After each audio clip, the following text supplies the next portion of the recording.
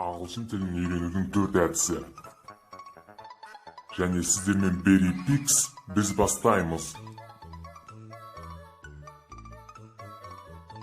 Ең алдымен ағылшын тілінің фонетикасын білуіміз керек, яғни әріптердің айтылуын.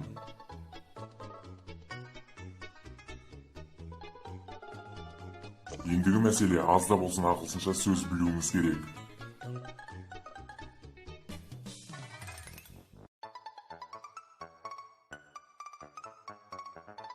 Одан кейін грамматиканы жаттап алыңыз, бірін қалдырмай.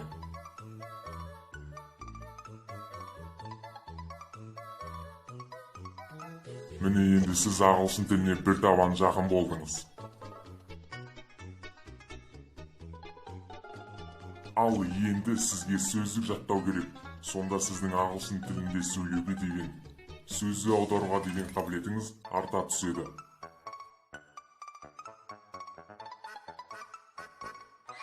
Сөздік жаттау әдісі. Оңай сөздерді жаттап үйрену.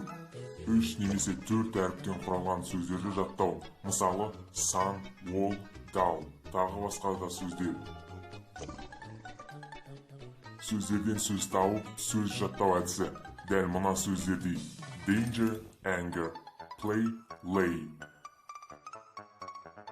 Синонимдес сөздерді тауып жаттау. Мысалы, eat, drink, suck.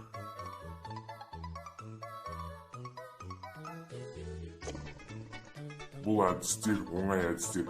Тек қолыңызда ағылшынға байланысты кітабыңыз болса болғаны.